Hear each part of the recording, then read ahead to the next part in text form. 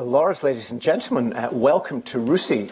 It's my really great pleasure to be in charge of this event with the Secretary of State for Defence, and thank you all also to our chiefs and chief designates for attending this event. We've got a great full house, and apologies to those at the back who haven't been able to get a seat here. And just in terms of housekeeping before I go any further, particularly since this is such a crowded room, if there is a fire alarm, one is not planned. So if there is, please leave in an orderly fashion as directed by the multiple members of RUSI staff standing at the back who will lead you out. The entire presentation is going to be on the record. And we will have some time for questions and answers after the presentation, which will also be on the record and on camera. We have a RUSI live stream at the back if you want to look at it again later. And indeed, we also have a pool camera for the media. So everything is ready to go. Gavin, thank you again for coming to RUSI. This is not the first time you've been here in the Institute, but it is the first time you've addressed a meeting of this sort, and it's a particular pleasure for us to have you here. And I believe you're going to say something more about the outcome of the Modernising Defence Programme, which of course has been a key element of your tenure as Secretary of State since you took over just over a year ago. Secretary of State, please. Thank you, Ralph.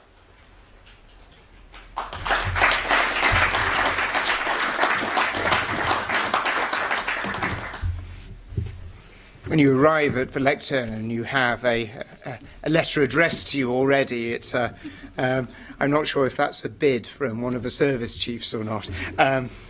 Malcolm, thank you so much for having and hosting this event here today at RUSI. It's a real privilege and honour to be able to come along. It's important to start off by asking the question of why do we fight? Why do we invest in defence? It is fundamentally to protect our people, protect our interests, and of course to defend Britain.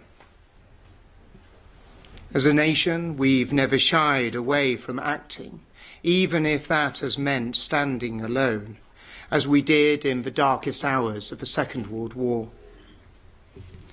Even after the Berlin Wall fell 30 years ago, when there was no overwhelmingly obvious threat to our security, we recognised that the United Kingdom had a role and responsibility to stand up for our values across the globe.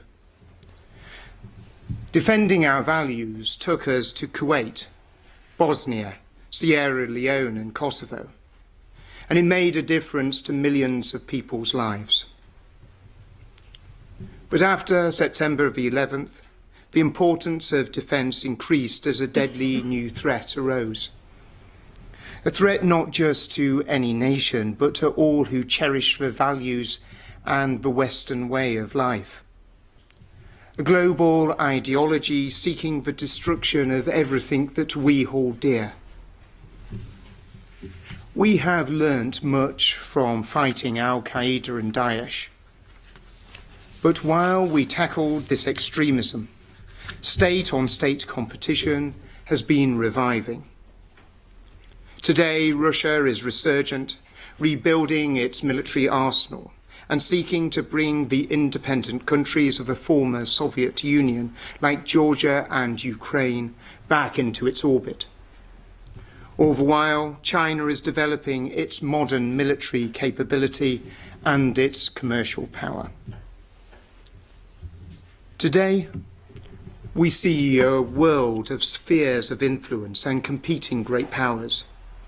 Not only are we confronting a state like Russia, an ideological enemy without a state like Al-Qaeda and Daesh, but the very character of warfare itself is changing. The boundaries between peace and war are becoming blurred. Our adversaries are increasingly using cyber attacks, subversion and information operations to challenge us and the rules-based international order, operating in the grey zone, operating below the threshold of conventional conflict. Our Joint Forces Command is already dealing with this, but we need to go further. We need to bring together our strategic capabilities. We need to integrate them more effectively and a greater agility to meet the demands of this increasingly contested environment. We and our allies must deter and be ready to defend ourselves, ready to show the high price of aggressive behaviour, ready to strengthen our resilience and ready, where necessary, to use hard power to support our global interests. But there is great opportunity here too. As we look at our position in the world, we should remind ourselves that we are a nation with a great inheritance, a nation that makes a difference, a nation that stands tall. Inevitably, there are those who say that we are in retreat, those who believe that as we leave the European Union, we turn our back on the world. But this could not be further from the truth. Whether people voted leave or remain, they believe that Britain must continue to play an important and major role on the international stage. It is my belief that Britain has its greatest opportunity in 50 years to redefine our role. As we leave the European Union and the world changing so rapidly, it is up to us to seize the opportunities that Brexit brings. We will build new alliances, rekindle old ones, and most importantly, make it clear that we are the country that will act when required. We should be the nation that people turn to when the world needs leadership. And defence will be pivotal in reinforcing Britain's role as an outward-looking nation. We're making sure it does so in a number of key ways. Firstly, by increasing our global presence and building on our alliances. NATO, 70 years on from its founding, remains the bedrock of our nation's defence. In the past 5 years, the alliance has come a long way.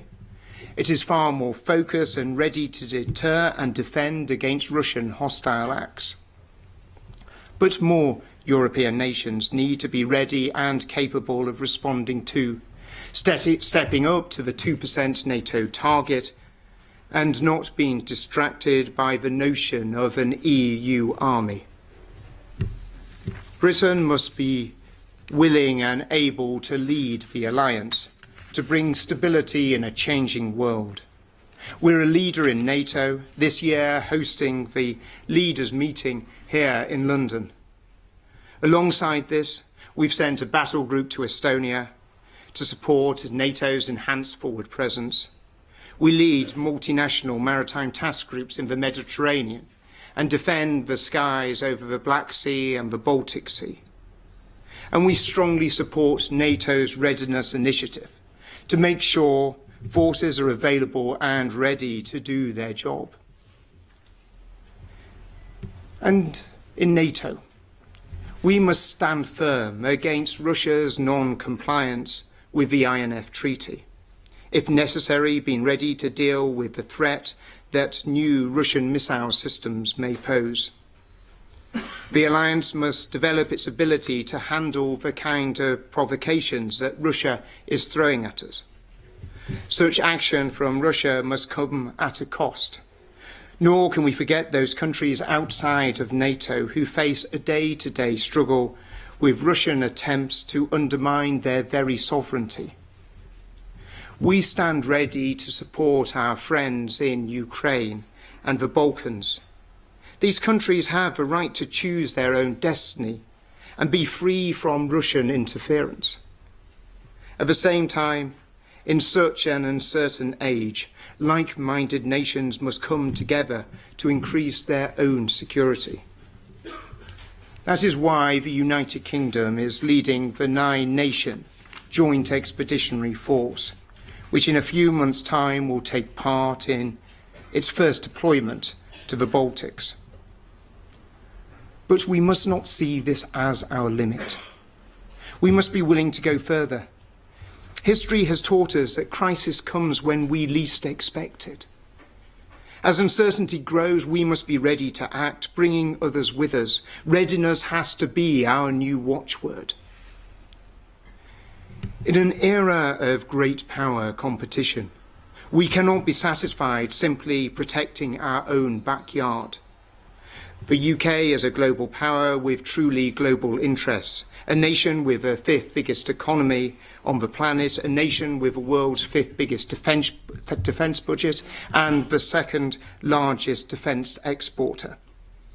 And since the new global great game will be played on a global playing field, we must be prepared to compete for our interests and our values far, far from home. That is why global Britain needs to be much more than a pithy phrase. It has to be about action, and our armed forces represent the best of global Britain in action.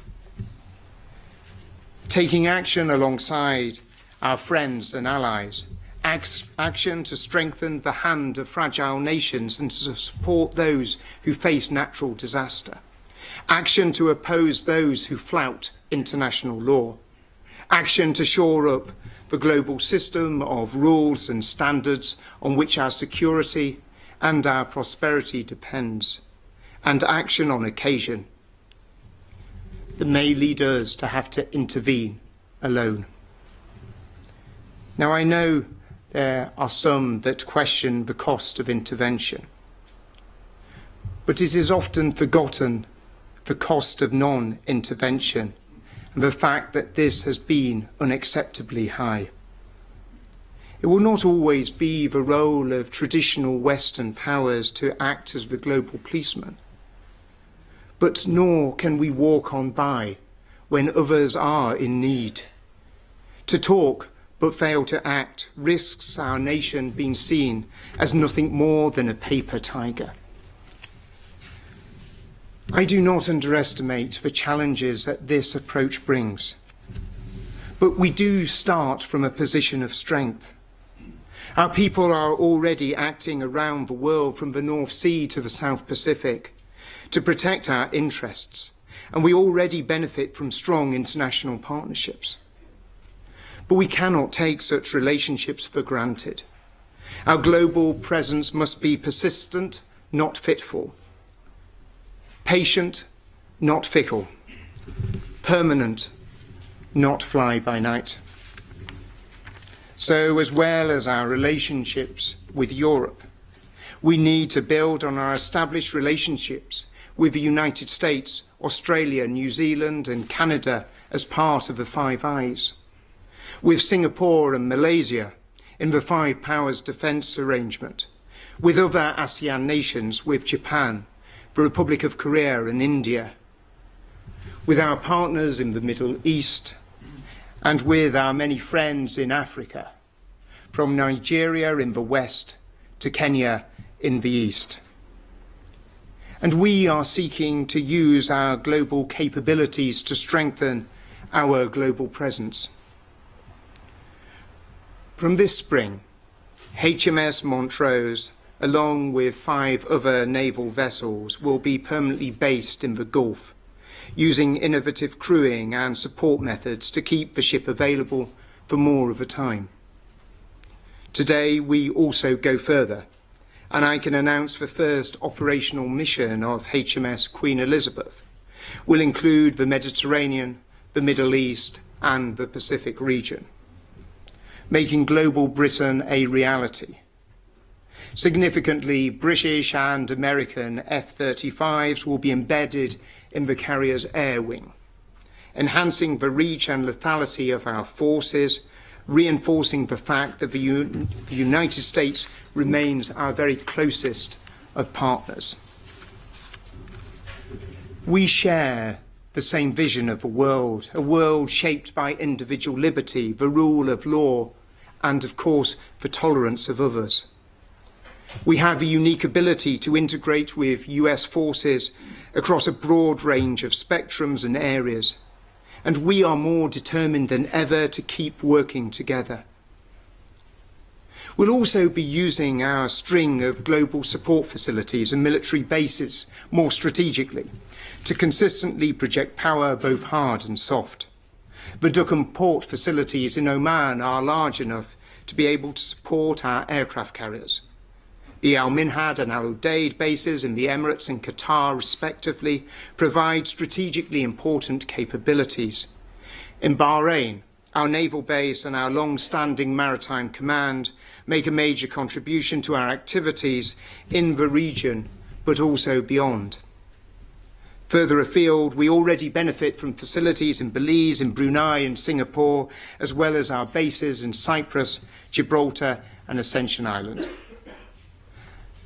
And I believe that we need to go further, considering what permanent presence we might need in areas including the Caribbean and Asia Pacific to extend our global influence. Our proactive approach shows we are not getting by on half measures. For us, global engagement is not a reflex reaction to leaving the European Union. It is about a permanent presence.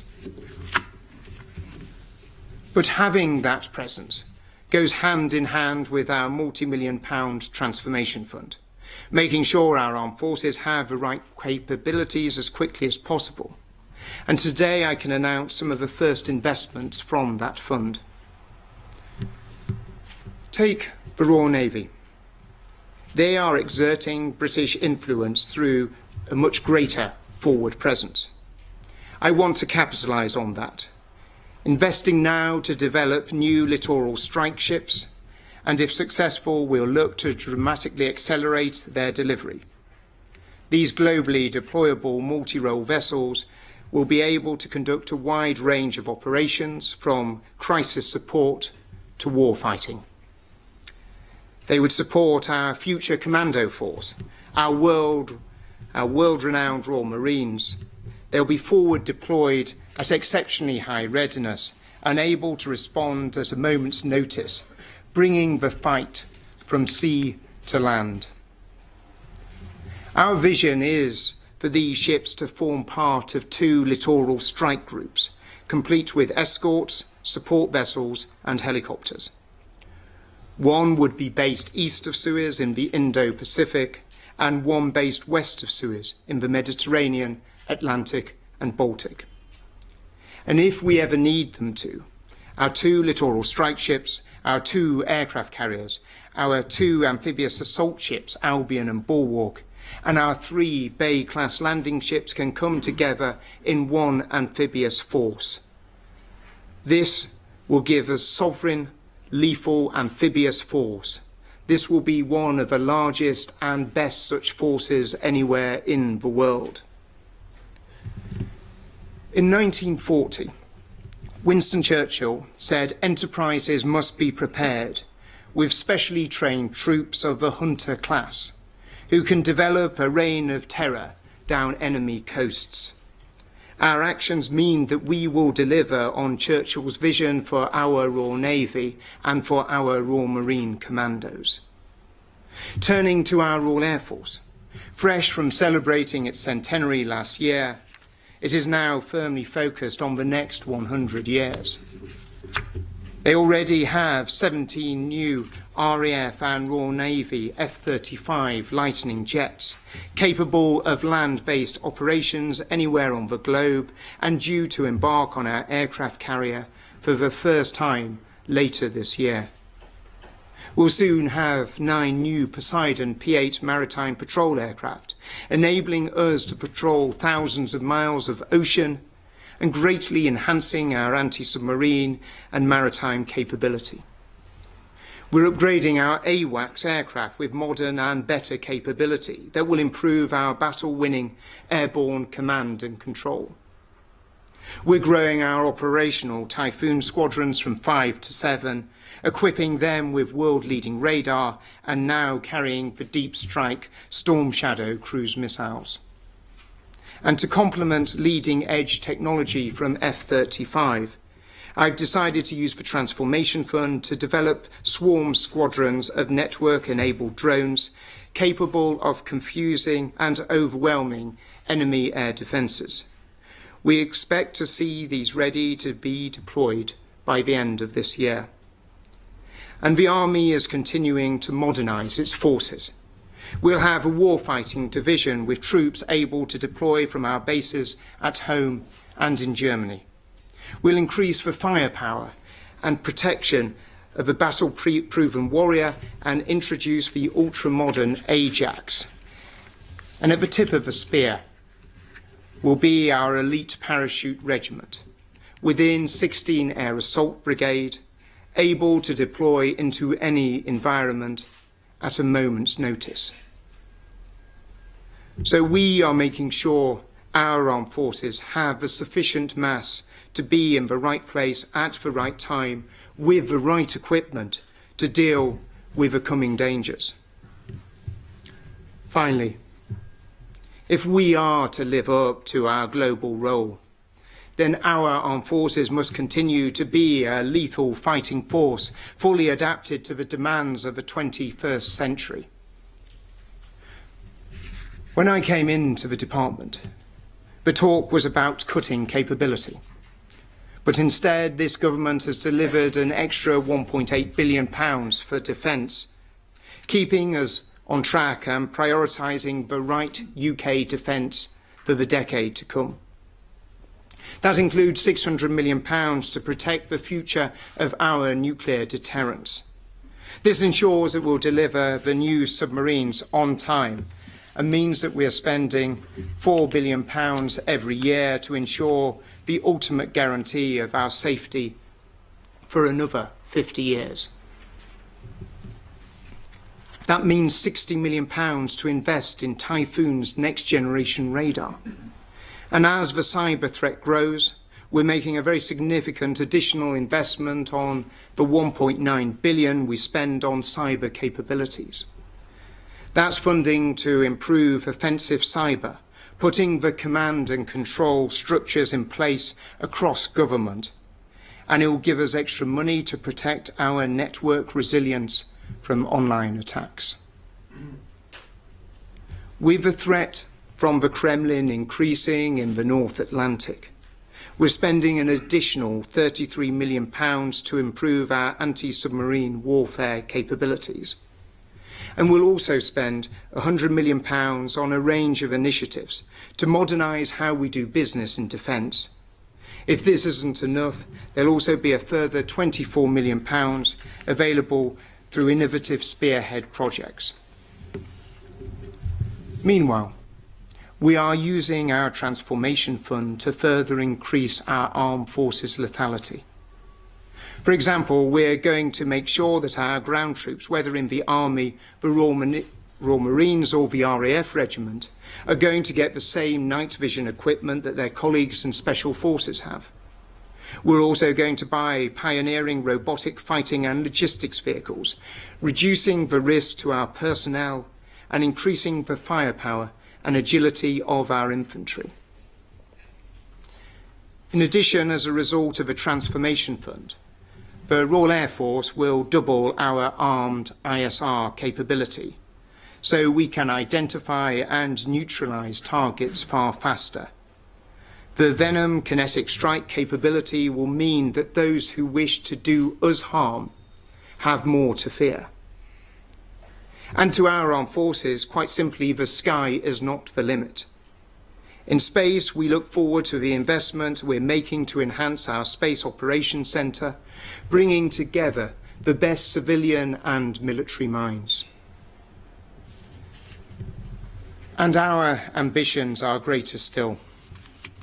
I want to see our armed forces embracing transformation at an ever faster rate, keeping pace with technological change, enhancing our mass and increasing our lethality.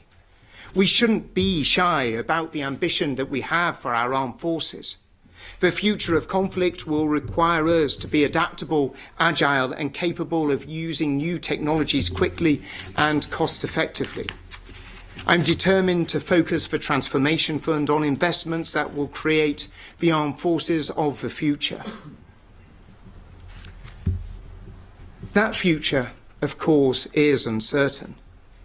But I expect to see the Army using both manned and unmanned teams, artificial intelligence and the unmatched quality of our personnel to win not just conventional wars, but also dominate the conflict in the grey zone. I expect the Royal Navy to deploy flexibly, to be capable of being in many places at once, and to ensure we have an efficient fleet of war-fighting ships, looking at how they can grow both their mass and their lethality. And I expect the Royal Air Force to operate the next generation with modern air command and control, more combat squadrons and energy weapons to keep our skies safe.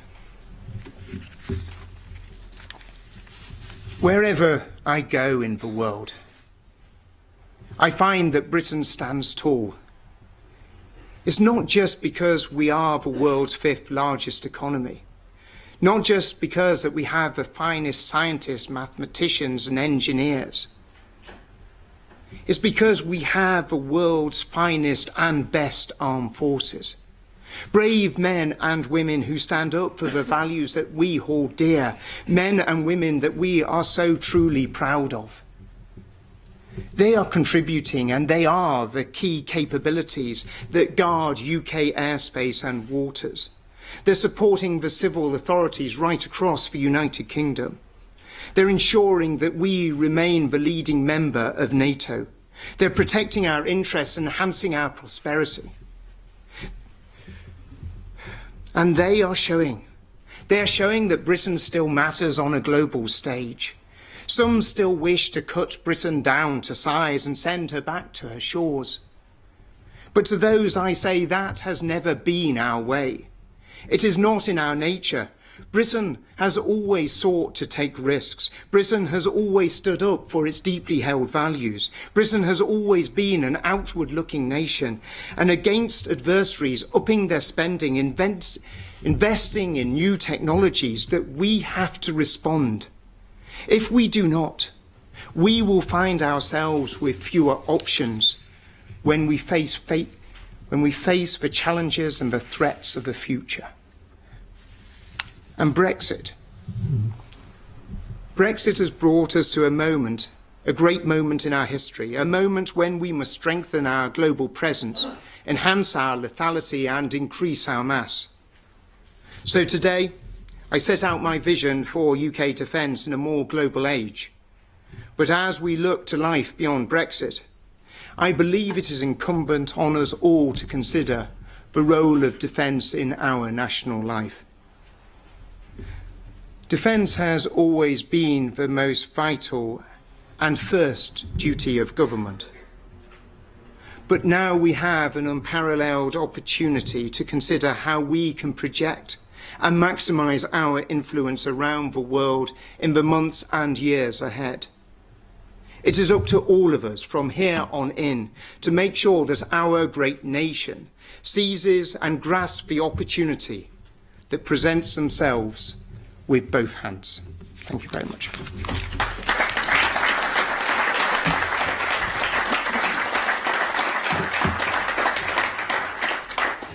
Secretary of State, thank you so much for what I think we will all agree was an important and indeed I think refreshingly upbeat presentation. I think we've all been aware in recent years the number of times we've had presentation on defence which have all been about book balancing and I think downplayed the strengths our country still has, the considerable strengths we have, and I think you've highlighted that very well, Secretary of State. And in addition to the vision, very important vision you've set out, you've also made some rather specific pointers to where you want to go, what new things you want our country to do, our armed forces to do, both in terms of an increased permanent presence in other parts of the world globally.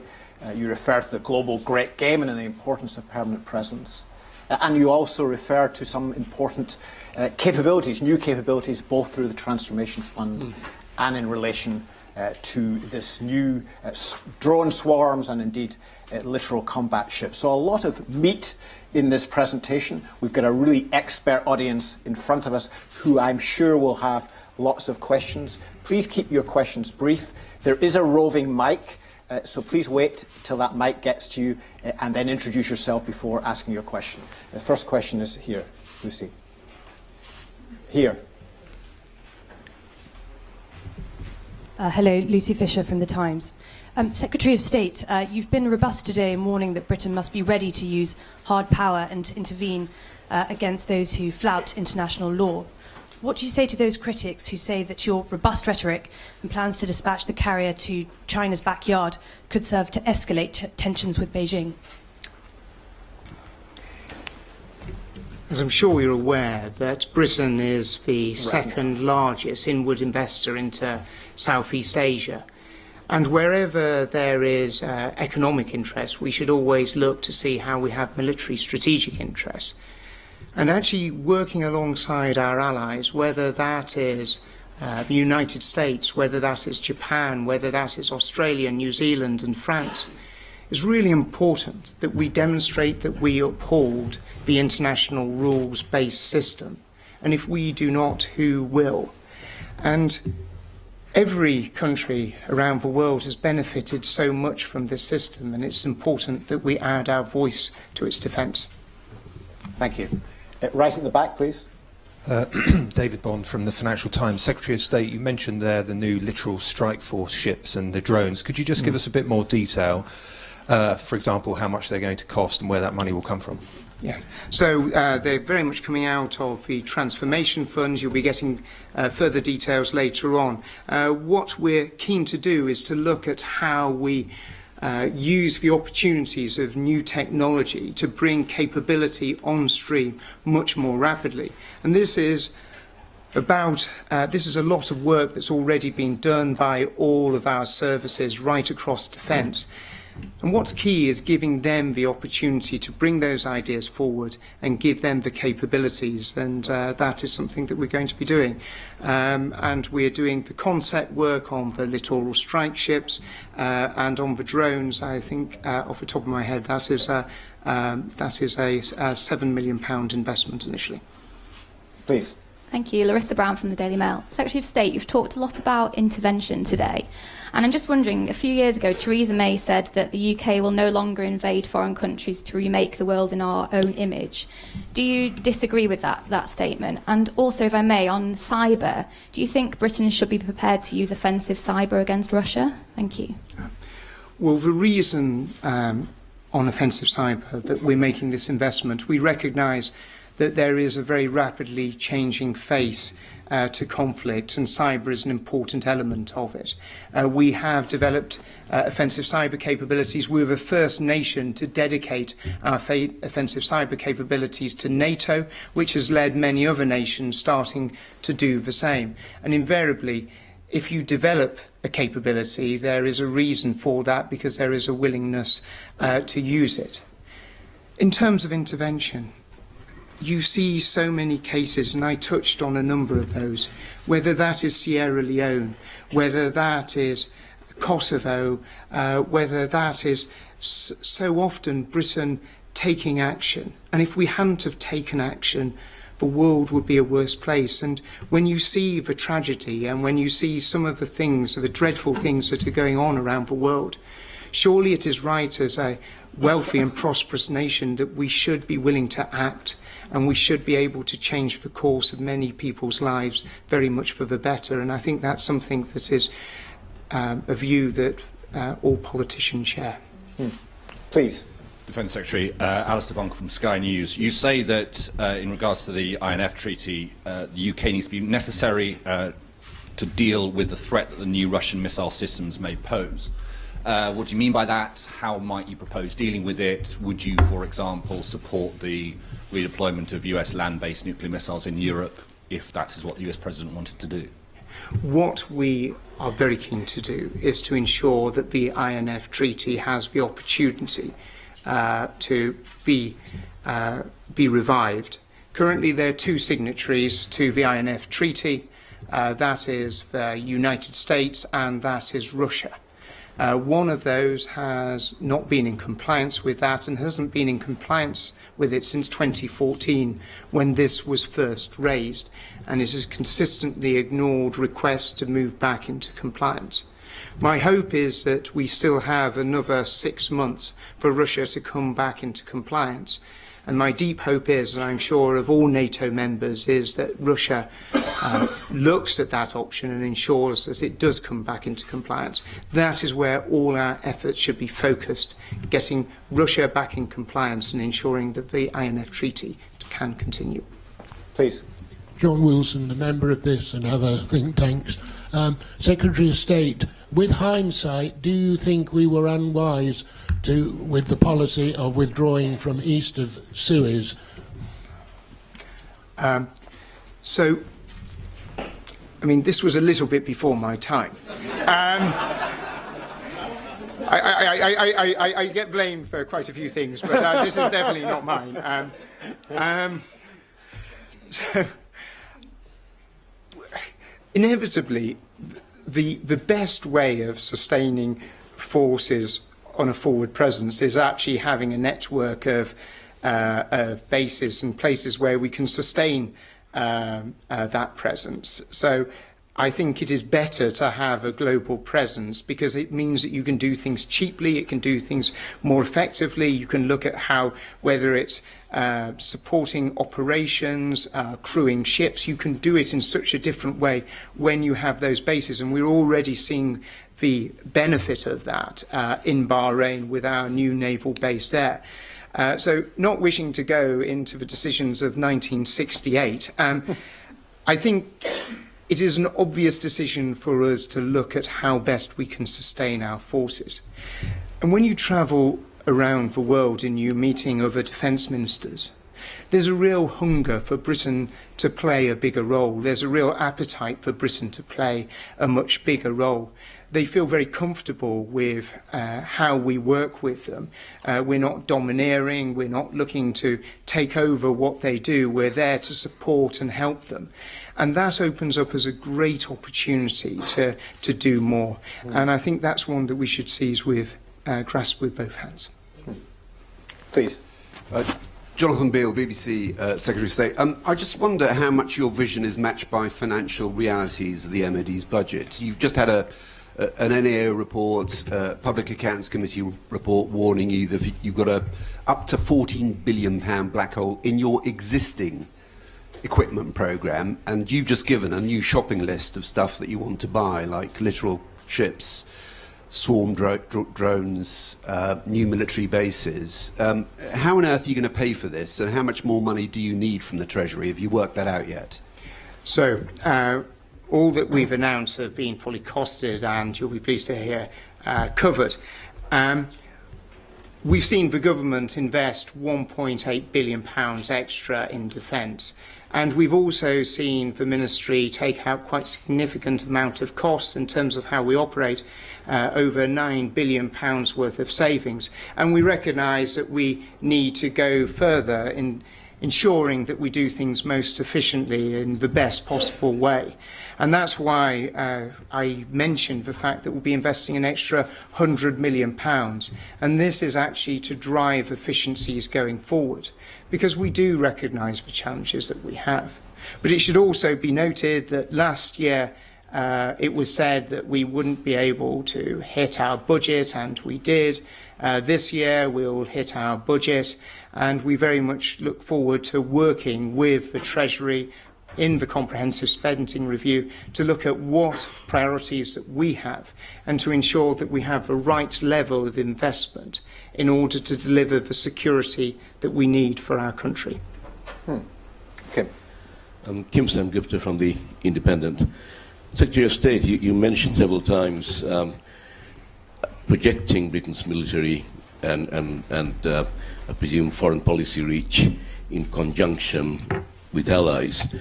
Now, the foreign and defence policy of the UK's main ally, the US, seems confused and somewhat contradictory under Donald Trump. I just wonder how that will impact on your global vision. We have one of the closest relationships with the United States of any other country, and that's something that's delivered a great deal of benefit to Great Britain, and I don't think we should be shy about that. And our relationship with the United States will continue to be one of the closest. You see the investments that both Britain and the United States is making in NATO. are both substantial and great. And that's something that we'll continue to work with, as we have done with the United States in many conflict zones, whether that is in Iraq, Syria and Afghanistan. But equally, there are opportunities for Britain to lead and actually bring alliances together itself. And that's what we're seeing with the Joint Expeditionary Force. That's what we're seeing when we do exercises in the Baltic later on this year. You see that Britain can bring nations together, and we should look at how we do that increasingly over the years ahead. Anne-Marie.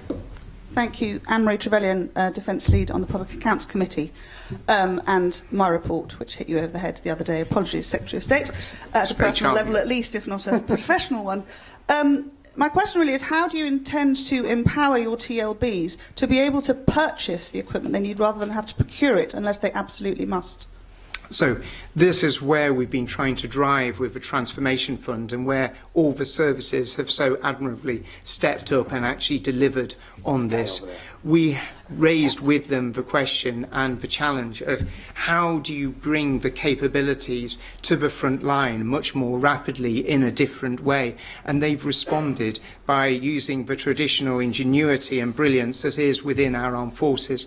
That's something that we are very pleased about, and something that actually will deliver results very quickly. And I don't think we should be timid about looking at different approaches. With the very rapidly changing role of technology and the investment that's coming from the commercial sector, we should look at how we can sometimes piggyback off that development and actually reduce the cost to defence. And we've started to demonstrate that that is possible, and the three services have demonstrated that they can benefit from that. Please. Thank you. Dominic Nichols from the Telegraph. Secretary of State, you described your enthusiasm for the Joint Expeditionary Force and described how Britain can be a leading role in that. Are you equally as enthusiastic about the European Intervention Initiative? No. Why not? Because the European Intervention Initiative is in its development stage, whereas the Joint Expeditionary Force is very fully developed in terms of actually being properly able to deploy. So invariably something that has had years of work is a much more exciting proposition, because we are going to be seeing it in operation, on exercise this year. We're going to be seeing something very real. But what we will be looking at is how we work with France and how we work with other European countries, and they'll benefit considerably from our experience of leading the Joint Expeditionary Force and actually what we've been able to do. The lady here, can you put your hand up? Can you get the... Just wait for the mic. Over here. It's harder to get the roving mic around because the room is so crowded. Please. Secretary, Lethality Burke, the Sydney Morning Herald. The British government recently has taken a very hawkish, or at least stronger stance against China in the last few months. Could you explain what you've learned in your role that has caused you to take this position? Well, I think we can learn a lot from some of the challenges that Australia and New Zealand have actually faced in terms of China, and it's very much working closely with allies. But as I touched upon, we talk about our values and we talk about the international rules-based order, and it's really important to be talking about these issues, but we also have to demonstrate what they mean. And that's why the passage of Royal Naval vessels through the South China Sea has been incredibly important. Because I think what that has done is it's given other nations a confidence and a belief that they also have to stand up for those values. And as a result of what the United Kingdom has done, you have seen Australia, you've seen France, and you've seen other nations look at making such passages and having done so as well. So I think we can lead by example, and I think the world does actually take notice when we do. Secretary of State, I'm sure we could keep you here all day, but we are running out of time for this session. So perhaps I can ask our own Professor Love to ask the very last question. John. Good morning, John Louth from the Institute. I think most fair-minded people would congratulate you for securing more money for defence. But the notion that we have a force structure that's balanced and affordable now is highly contested. The modernisation fund is finite, and you keep adding more and more things to it, frankly. You've just issued another shopping list of high-tech capabilities that are probably very difficult to cost in the early stages of their development. It's actually an argument for more money for defence, isn't it? Significantly more money for defence. When will you make that case? Well, I think that what we've seen is the government has always been willing and ready to respond to the case for defence, because we realise the priority and the importance of it. And I'd like to take the opportunity to thank all the service chiefs, all those in the armed forces, and of course my ministerial team, who do a tireless job constantly working to make sure we deliver the very best out of the limited funds that we will always recognise that we'll have. But we equally need to be more innovative in the way that we do procurement. We need to look at not necessarily always developing everything as the exquisite, but looking at sometimes taking on technologies that aren't always completely new and are actually in use today by other armed forces and other commercial operators, and looking at how we take advantage of that. Because if we look at the costings on technology, commercial technology has had a very clear downward arrow, and in military technology there's a very clear upward arrow.